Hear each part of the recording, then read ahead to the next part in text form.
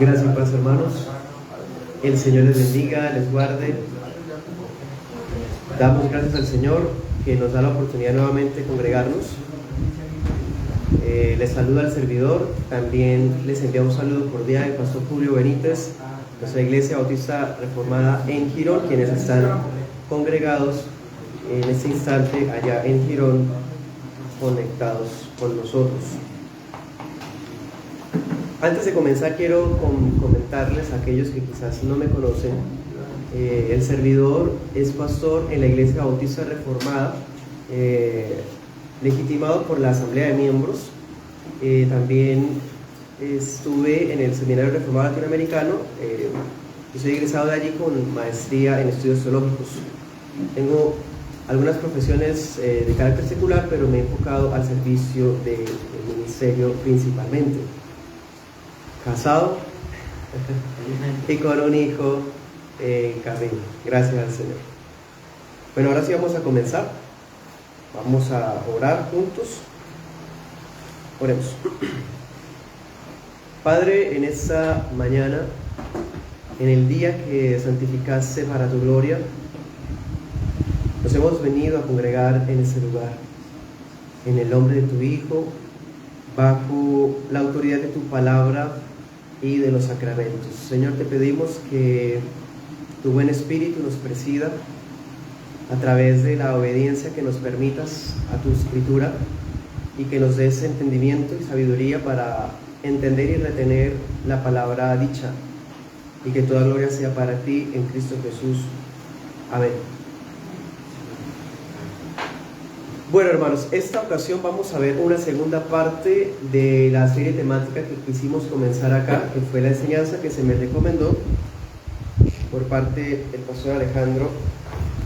Entonces, la serie temática que estamos tratando es sobre la membresía, y hace un poco más de un mes vimos que la membresía es una familia espiritual.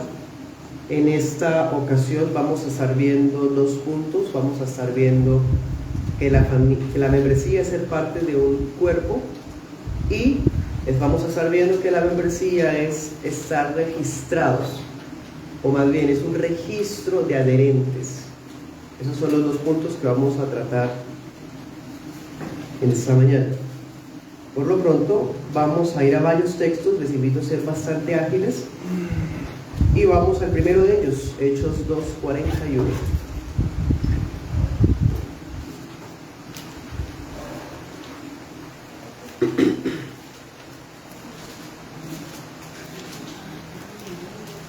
Hechos 2:41. Estaré utilizando la Reina Valera 60 y la Nueva Versión Internacional. Hechos 2:41 dice: Así pues, los que recibieron su mensaje fueron bautizados, y aquel día se unieron a la iglesia unas 3,000 personas. Se mantenían firmes en la enseñanza de los apóstoles, en la comunión, en el partimiento del pan y en la oración. 47. Alabando a Dios y disfrutando de la estimación general del pueblo, y cada día el Señor añadía al grupo los que iban siendo salvos, o los que iban a ser salvos, como dice la 60. Amén. ¿Qué es la iglesia? Es una pregunta aparentemente sencilla, pero ni siquiera la Biblia trae una definición a este concepto. ¿Qué es iglesia? ¿Qué es? Es más, la Biblia no trae una definición, trae muchas definiciones de lo que es la iglesia. Bíblicamente uno puede ver que la iglesia es la novia de Cristo, que la iglesia es una canasta de primicias, dice Santiago. Primera Pedro dice que es un templo construido con piedras vivas. Mateo dice que es una asamblea que tiene el poder de las llaves. En fin, hay muchas definiciones. Y cuando la Biblia nos da tantas definiciones, significa que tengo que ver y apreciar a la iglesia en diferentes perspectivas para ver toda la belleza y la grandeza que en ella se contiene. En otras palabras, no me basta con una definición, necesito todas. Todas le dan importancia al concepto y todas me ayudan a valorarla de manera práctica. Por supuesto, si tomo la definición de Santiago, que es una canasta de primicias tomadas por Dios, voy a valorar la iglesia porque en el antiguo pacto las primicias eran sagradas, eran intocables, eran reservadas por Dios. Si tomamos la definición del apóstol Mateo, que dice que es una asamblea que tiene el poder de las llaves, vemos entonces que la iglesia tiene poder judicial para juzgar a aquellos impenitentes dentro de la iglesia y también para admitir a aquellos que aspiran con sinceridad a ser parte de ella. ¿Ven?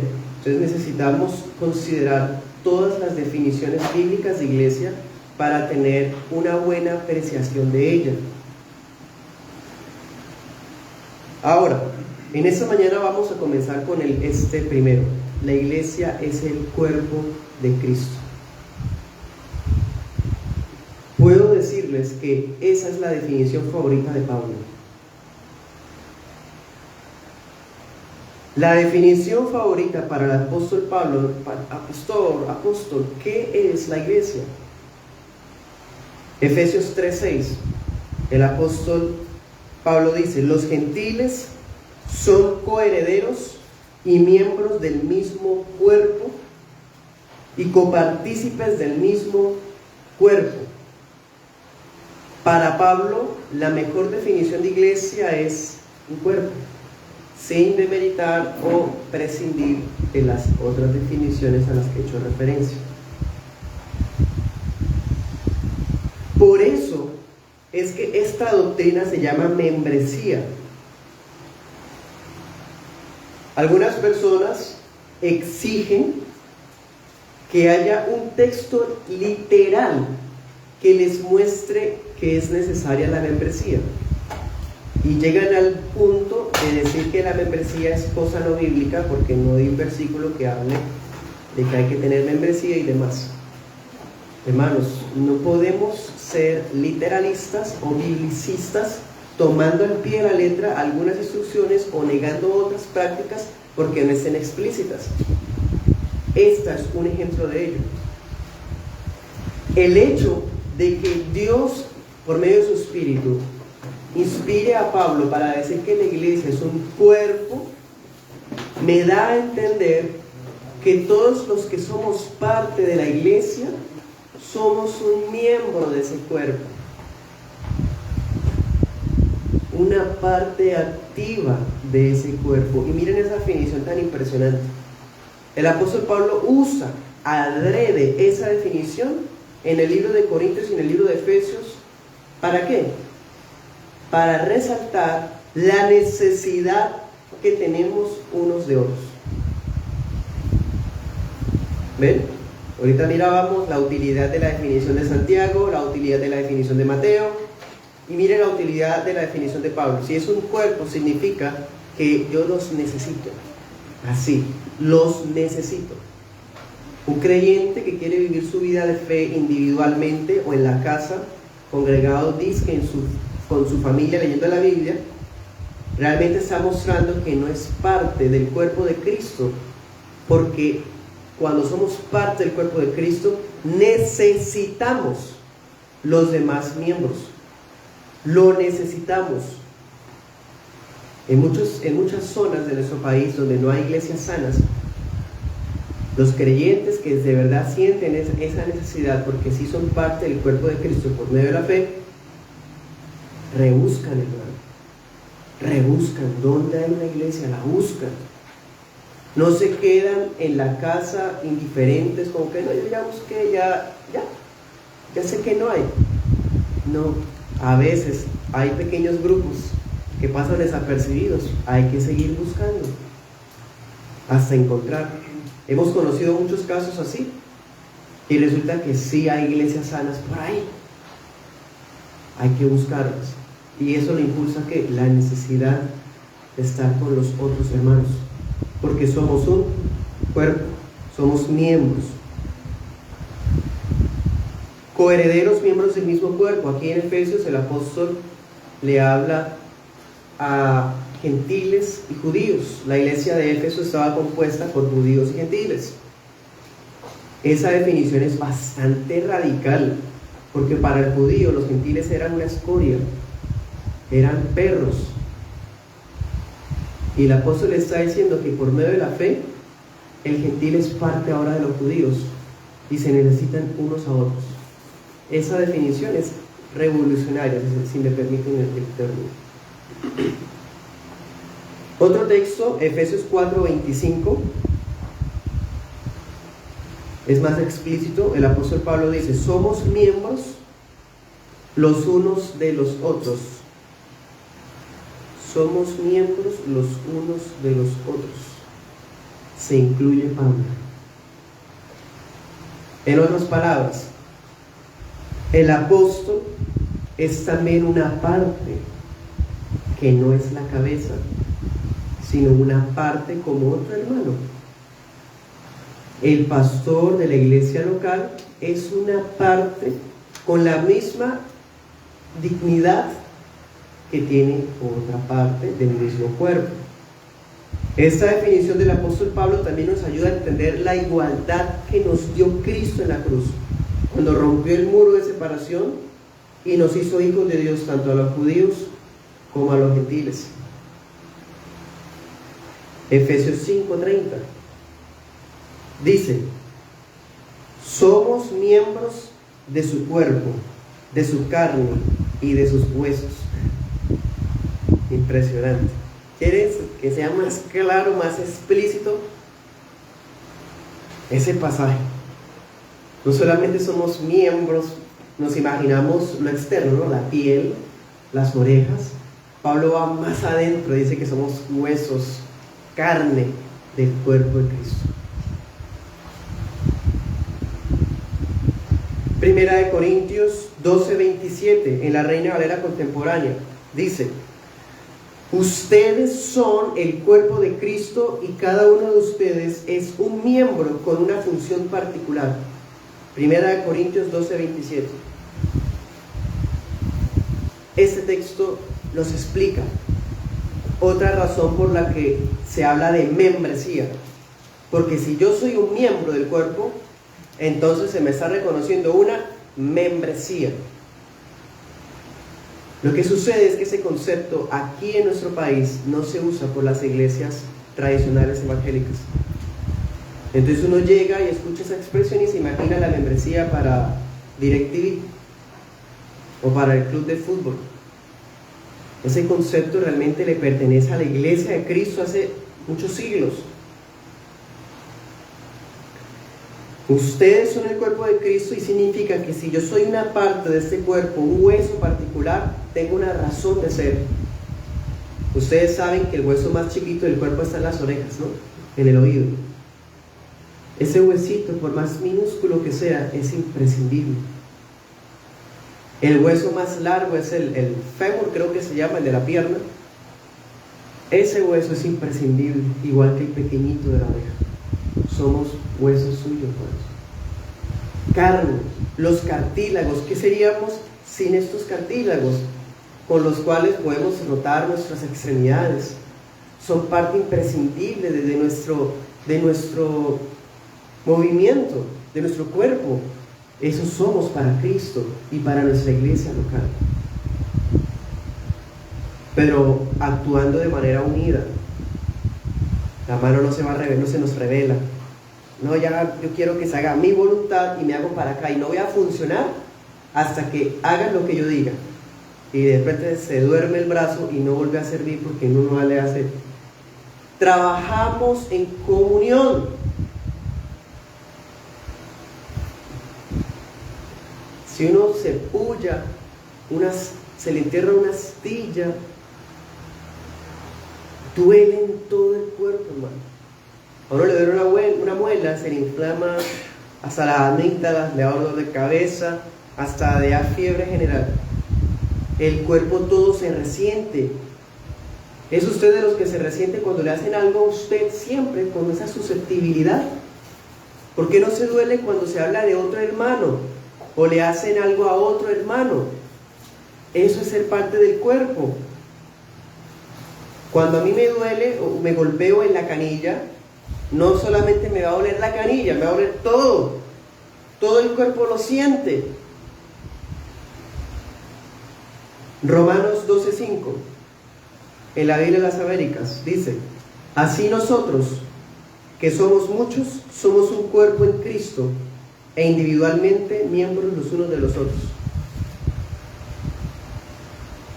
La definición favorita de Pablo es que la iglesia es un cuerpo. Eso significa que el cuerpo reconoce a sus miembros. Hay implantes y hay cirugías donde se colocan miembros ajenos, ¿cierto? A veces el cuerpo los rechaza. ¿Recuerda? No siempre nos acepta el cuerpo. Eso también es una enseñanza. La iglesia es la que decide quién es miembro de la iglesia y quién no. La iglesia es la que confirma a los miembros, donde vemos la fe, la doctrina y el testimonio de este hermano que aspira a ser miembro de nosotros. ¿La iglesia cuánto tiempo necesita para eso, hermanos? No sabemos con exactitud, porque depende. A veces pasan los años y uno no conoce a una persona, ¿cierto que sí? Pero para poder confirmar la fe de alguien, ¿cuánto tiempo requiero? ¿6 meses, 1 año? No sé. Cada iglesia determinará ese tiempo. Por lo pronto, lo único que necesitamos básicamente es evidenciar que la persona se arrepintió. Hubo una transformación en su vida, un cambio. Creyó en Jesús, pero no el Jesús revolucionario, gran maestro, no. El Jesús que es Dios Hijo y que es Dios Hombre. El Jesús que es el Mesías prometido, el Hijo de Dios. El Jesús que es el Señor de señores. Ese es el que hay que creer. No un Jesús de los milagros nada más. No un Jesús de que multiplica los panes. No, es todo mi Jesús, el de la Escritura. Y por lo tanto, como creen en Él, lo demuestran bautizándose en el nombre del Padre, del Hijo y del Espíritu Santo. Ellos son los que el cuerpo acepta como miembros.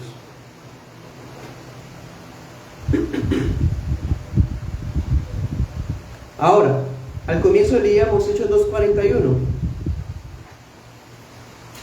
La membresía es que somos parte de un cuerpo, pero la membresía también es que estamos en relación unos con otros a través de un registro de adherentes, un registro oficial de hermanos confirmados como miembros, reconocidos como creyentes cristianos de sana doctrina. En nuestro país, muchos dicen: yo soy sana doctrina. ¿Por qué? Porque yo soy trinitario. La Iglesia Católica Romana también es trinitaria. No, yo soy sana doctrina porque allá no pedimos diezmos, ni plata, patos y primicias. Hay sectas unitarias que no hacen eso. Los mesiánicos, los judaizantes, ellos no piden esas cosas con pactos financieros, entonces son sana doctrina. Sana doctrina no es solo ser trinitarios o no tener un enfoque avaro.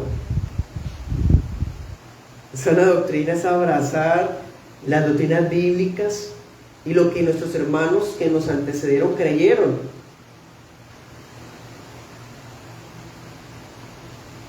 En Hechos 2:41, el apóstol Pedro le está predicando a una multitud de judíos que llegan de todos lados. En el verso 38, Hechos 2:38, el apóstol Pedro dice: arrepiéntanse y sea bautizado cada uno de ustedes. No existen los bautizos vicarios. Es decir, yo me bautizo por mi papá. Como mi papá murió, entonces me bautizo por él, para que se le aplique Los bautizos vicarios tampoco aplican con vivos, no es que mi primo, pues yo le he hablado del evangelio, pero como no ha creído, me bautizo yo simbólicamente por él. Eso puede sonar absurdo, pero ya se imaginarán que eso se hace en algunas sectas. Arrepiéntase y bautícese cada uno de ustedes. Ese llamado es individual. Cuánto anhelamos que los hogares enteros sean convertidos, amén. Pero es la fe de cada cual, porque la fe del papá no salva al hijo y viceversa. Por eso se requiere y se espera que el hijo del creyente piadoso también tenga la fe y el arrepentimiento para que él también sea reconocido como creyente piadoso.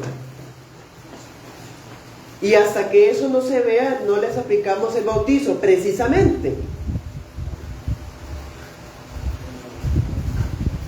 Versículo 41. Cuando se pudo evidenciar el arrepentimiento y que cada cual recibió la palabra, en Hechos 2:41, en la Reina Valera 2015 dice: se añadieron aquel día como 3,000 personas a la iglesia. Se añadieron. A través del arrepentimiento, el bautizo, se identifican con un mensaje. Porque lo creen y no porque simpatizan simplemente. ¿Cierto? Añadieron como 3,000. ¿Quién fue el que escribió Hechos de los Apóstoles? Lucas. Lucas es reconocido como un tratadista, como un historiador, un gran escritor muy organizado. ¿Ustedes piensan que Lucas escribe este número porque él está especulando? ¿Ustedes piensan que él está haciendo un redondeo? No, pues a ver, en esa plaza de Jerusalén deben caber unos 1,500, y si van con esposa, entonces 3,000, digamos acá, 3,000. No, si él dice que se añadieron como 3,000 personas y en otro pasaje dice 5,000, da a entender que la iglesia de Jerusalén usaba un registro de miembros, membresía. ¿Cuántos? Y con nombre propio, como ocurría con el censo en el libro de Números. En el libro de Números hay una cantidad de miles de israelitas, pero para llegar a ese número fueron contados por nombre cada uno de los miembros. La membresía es eso. Somos miembros de un cuerpo y en ese registro oficial están anotados por nombre todos los que han creído y se han bautizado en Cristo Jesús.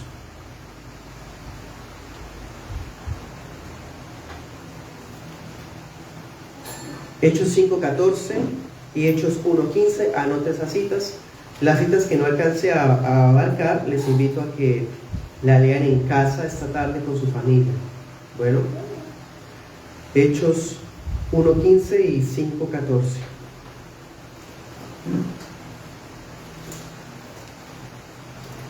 Me agrada mucho como dice la Confesión de Westminster de 1646 en el capítulo 25, párrafo 2.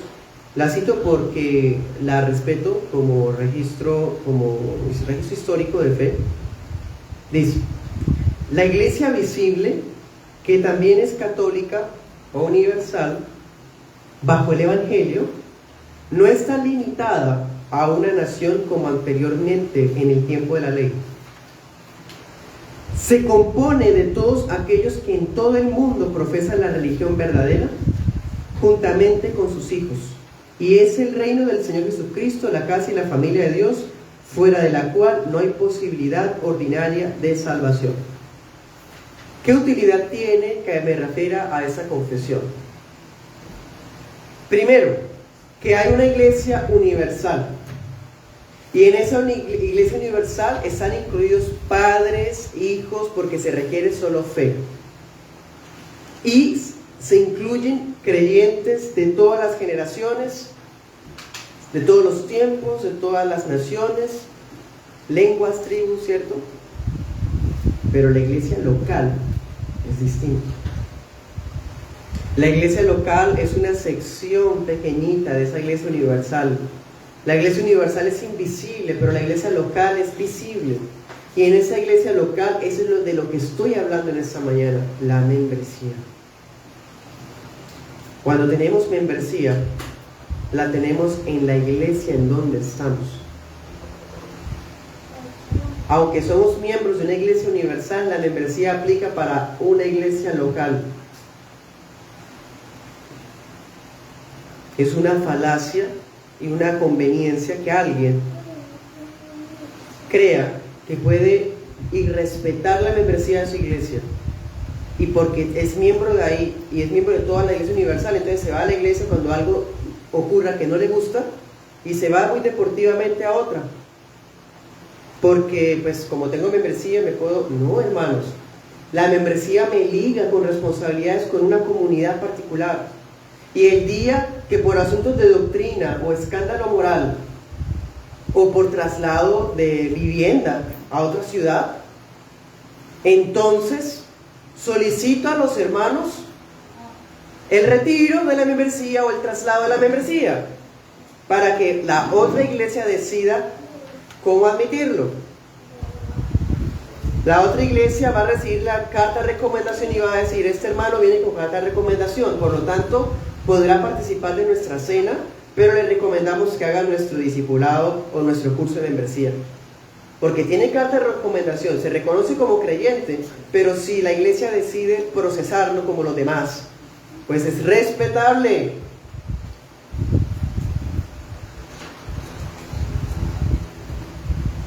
Es más, algunos han observado una especie de analogía o comparación entre la membresía eclesial y el libro de la vida del Cordero. Impactante. Ojo, es solo una comparación, no significa que la Biblia esté diciéndolo así, es una comparación. Si en el cielo el Cordero escribe un libro con su propio puño y letra, hay un registro de adherentes en el cielo. La membresía es un registro de adherentes en la tierra. Anote las citas: Filipenses 4:3, Apocalipsis 3:5.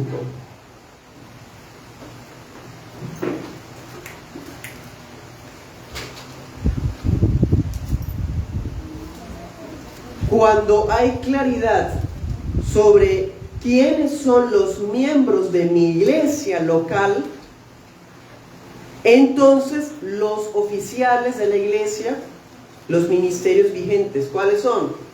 Pastor, maestro y diáconos. Cuando la membresía está establecida, estos dos oficiales van a saber a quienes deben servir con prioridad. Como yo les decía en la ocasión anterior, si yo soy pastor de la Iglesia Bautista Reformada de Girón, a mí no se me va a llamar a rendir cuentas por todo Girón, sino por los miembros de la Iglesia Local Bautista Reformada de Girón. 8 miembros, 16 miembros, 200 miembros, los que sean. Pero el diácono y el pastor va a rendir cuentas y les debe servir con prioridad a ellos. Eso está en Hechos 6, cuando los diáconos fueron nombrados por la iglesia para servirle a la iglesia. Hechos 6, del 1 al 6, también anote la cita. Anote esta otra, o vamos a hacer una referencia ya rápidamente. 1 Timoteo 5:9 dice: en la lista de las viudas debe figurar únicamente la que tenga más de 60 años, que haya sido fiel a su esposo. Lista de viudas. En la iglesia primitiva se usaban listas. La membresía es una. La lista de los diáconos es otra. La lista de las viudas es otra. Es orden, es sentido común. Si necesitamos apoyar a familias que están en necesidad, sepamos quiénes son, anotemos por cuestiones de registro y de organización. Entonces la membresía, miren, hasta para eso servía. Estas viudas están enlistadas en un registro. Así que para terminar digo esto: Nadie puede profesar con credibilidad ser miembro de la Iglesia Invisible Universal mientras desprecia el registro de miembros en una iglesia local, mientras desprecia la comunión con hermanos, unos con otros, como hemos visto. La Iglesia Universal, como vimos, es invisible, porque no sabemos quiénes son salvos y quiénes no. Los salvos son la Iglesia invisible, sí, pero solo puede hablar uno de invisible en ese sentido. Cuando uno sabe, uno puede ver cómo el Espíritu Santo obra en la vida de cada miembro. Pero cuando ya son miembros, eso sí es visible. Yo puedo ver quién se bautizó, yo puedo ver quién está en la lista de miembros, ¿cierto? Eso sí es visible. Bien.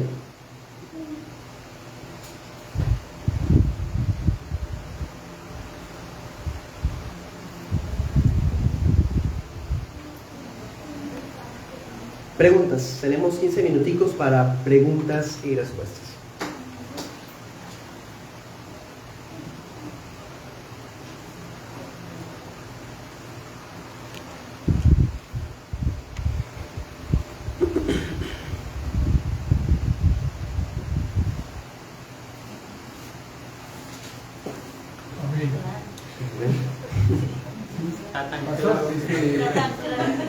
Bueno. A mí siempre me llamó la atención en el Antiguo Testamento que sí existía una lista de quién era judío y quién era judío. Ajá. Siempre me llamó y siempre, pues, cuando hablamos de membresía, siempre me acordé de eso. Y bueno, si había una lista de quién era judío y quién no era judío, de igual manera es aceptable que la iglesia del Señor también tenga su lista, ¿no? Aceptable y saludable. Ajá. Y bíblico. Confiable. Así es. Muchas gracias, hermano. Usted me hace acordar un pasaje por allá, creo que es Nehemías.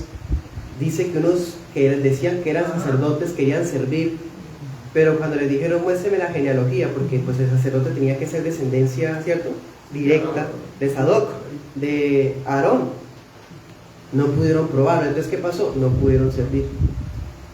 Gracias, hermano. Eso es un antecedente de la membresía eclesiástica. También cuando regresan no sé si fue en los 70, cuando regresaron, Jesús les dice también, les habla de una membresía celestial, ¿cierto? Dice que alégrense si sus nombres aparecen escritos. Bien, muy bien, gracias, hermano. Eso, cuando yo hablamos de membresía, lo primero que vino a mi mente fueron esos textos, ¿no? Muy bien.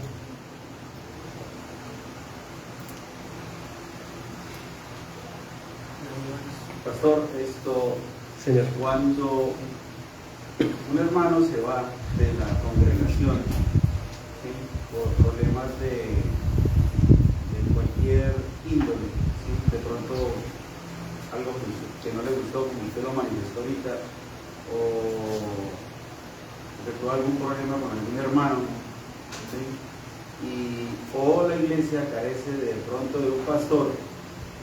Entonces, si esa persona retorna de nuevo a la congregación, ¿cuál es el paso a seguir por parte de la membresía?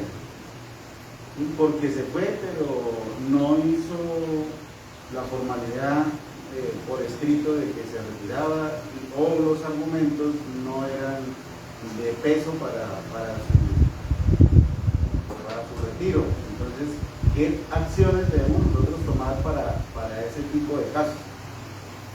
Buena pregunta, hermano, bastante práctica. A ver, en primera instancia, si la iglesia entiende la importancia y el peso que tiene la membresía, la iglesia no va a tomar de manera simple que alguien quiera irse.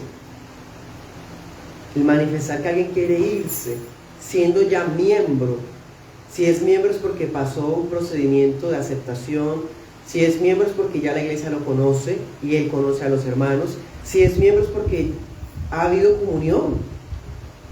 Entonces, si alguien quiere de repente irse siendo miembro, debe manifestar razones que sean bíblicas para su retiro. Por ejemplo, escándalos morales, que en la iglesia no haya disciplina y se tape el pecado, Segundo, que se prediquen herejías. De repente el predicador o la iglesia permite que se pare un fulano a hablar cosas basura. Con esas cosas basta con una tan siquiera para irse. Es más, hasta si no quiere explicar, ojalá explique o hable con el líder para que haya pues ese respeto, pero aún si no lo hubiera, pues se puede ir. Pero si no ha habido esas cosas y la persona simplemente se quiere ir, la iglesia no va a tomar eso normal. Porque, ¿qué decía el pasaje? Somos miembros los unos de los otros. Cada uno tiene una función particular. Nos necesitamos, somos un cuerpo, somos un registro, una lista. Si alguien actúa de esa forma, está irrespetando a la iglesia, está despreciándola. Y la iglesia es el cuerpo de Cristo. El que desprecia a la iglesia, desprecia a Cristo. En otras palabras, la iglesia debe tratar de comunicarse con este hermano. Por lo menos, si eso ocurre de aquí en adelante, si eso ocurriera, la iglesia o el hermano encargado que les represente, lo recomendable es que vaya acompañado de otros varones. Hablen con el hermano, ¿qué pasó? ¿Se puede solucionar? Porque generalmente son, perdónenme la expresión, bobadas interpersonales, como malos entendidos, situaciones de nuestra carnalidad. Entonces vamos a tratar de solucionar la cuestión. Pero el irse de esa manera es una causal, es grave. Está actuando de manera rebelde, de manera insujeta, irrespetuosa. O sea, trata a la iglesia de Cristo como si fuera una secta o como un club. Me voy cuando yo quiera, o como un restaurante. O sea, ese restaurante, el mesero me trató mal, me voy, no vuelvo a ese restaurante. La iglesia no es una tienda, una plaza de mercado donde yo la trato así y pues me voy y ya. Hermanos, mucho cuidado. Si esa persona retorna, si una persona que ya se ha ido antes viene, primero que todo irrespetó su membresía. Ahora que hay más claridad, por decir algo, del tema de membresía, se le exhorta a que empiece de cero. Pero no se puede de pronto admitir como si nada.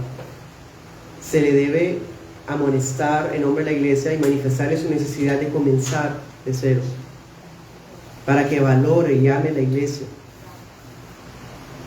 Ustedes saben, hermanos, que con nuestras familias, los apellidos que ustedes tengan, muchas veces hay malos entendidos con el tío, con la tía, el primo, la prima, y a veces se dejan de hablar años. Y a veces hay familiares que dicen: yo quisiera no ser parte de esa familia, quisiera cambiarme el apellido. Mire, así se los quite, tenemos la misma sangre.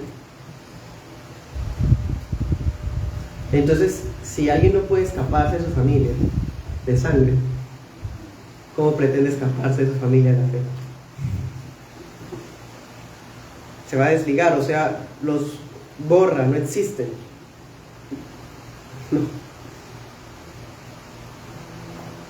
No es ético, no es bíblico, para nada. Hermano, ¿sí le respondí o pasé por alto algo de su pregunta?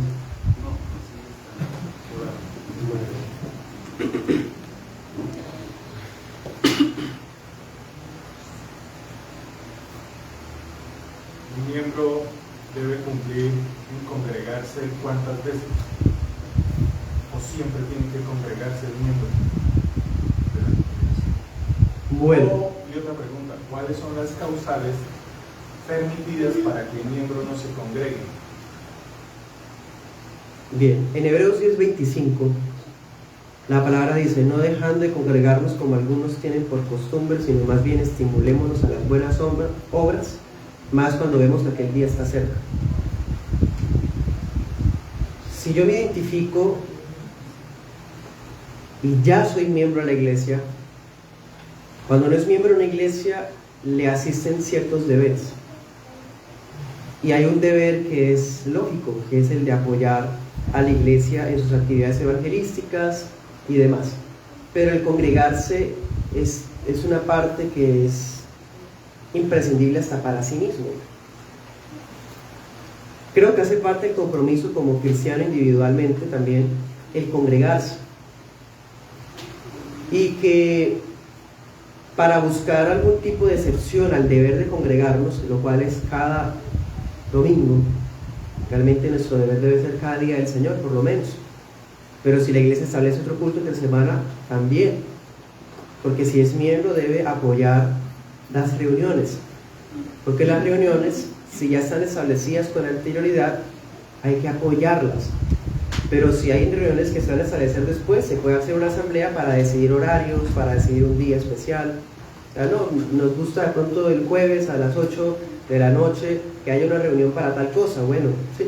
Pero si ya hay un culto antes, como un culto de miércoles a las 7, un culto de oración, asistir en lo posible. Pero el día que sí es innegociable es el día del Señor. Para ello hay que estudiar los 10 mandamientos. Creo que sería bueno hacer una serie sobre los 10 mandamientos, y cuando llegamos al cuarto mandamiento, que se habla, acuérdate del día del Señor para santificarlo, vamos a darnos cuenta que cuando Cristo desarrolla ese mandamiento, establece unas obras de misericordia, de instrucción y de necesidad. Por lo tanto, hay algunos tipos de labores y algunos tipos de actividades que impiden que algunos creyentes se congreguen todos los domingos. Si yo sé que tengo mi posibilidad y simplemente me da pereza asistir el domingo, estoy pecando yo y contra mi iglesia. Pero si es algo de fuerza mayor, pensemos, un guarda de seguridad, un conductor de bus intermunicipal, ¿cierto?, que es miembro de la iglesia, por asuntos de necesidad, él va a estar orando, y la iglesia vamos a estar orando para que el Señor provea una alternativa laboral que sea más, que le facilite más el ser parte de la congregación presencialmente. Pero hasta que eso no se dé, él no podría abandonar su fuente de ingresos, porque prevalece el sustento del hogar, porque el Señor nos ha llamado a proveer los hogares. Entonces hay muchos varones que tienen esa situación tan difícil, tan dolorosa, de no poder congregarse aunque lo anhelan, lo desean, pero no pueden. Y es triste que algunos sí pueden y no vienen porque no quieren. Ya es pecado, ¿no? Por supuesto que sí, sí, Señor. Gracias, pastor. Sí, Señor. Entonces, hermanos, agradezco mucho las preguntas, son bastante prácticas. Ser parte de la iglesia es algo hermoso, pero somos personas diferentes, venimos de diferentes culturas. Ser parte de la iglesia es bienvenido a tener conflictos también muchas veces. Somos pecadores todavía. Pero ser parte de la iglesia es perseverar con esa familia. Y no como cuando éramos no cristianos, que entonces dejamos de hablar al tío y a la tía y al primo, y ya ni lo saludo cuando lo veo, lo borro y lo bloqueo de todo. El primo tal, no, ese ya no es mi familia. No, hermanos, somos una familia y nos unen lazos eternos, la fe. La familia de sangre va a dejar de ser familia de sangre cuando muramos, pero la familia de la fe, hermano, va a ser para la eternidad. Entonces, mucho cuidado como tratamos a la familia de la fe, porque ellos son cuerpo de Cristo, como usted también lo es. Eso es amar la iglesia, eso es ser parte de la iglesia. Amén. Les animo, hermanos, pueden acercarse al hermano Renzo para que adelanten su aspiración a ser parte de esa iglesia local. No hay un privilegio tan lindo como ser parte de una iglesia que está naciendo, resurgiendo o creciendo, y pasan los años y decir, yo estuve en los inicios. Es un privilegio muy hermoso. Por eso no hay que menospreciar cuando el templo estaba pequeño, ¿cierto? El día de las pequeñeces, dice por allá en Ageo, porque habrá un tiempo en donde el Señor bendecirá. Y qué hermoso ser parte desde ese comienzo. Bueno, les animo, hermanos, y vamos a dejar hasta acá. Ahorita a las 10 comenzamos el culto de adoración. Así pasa.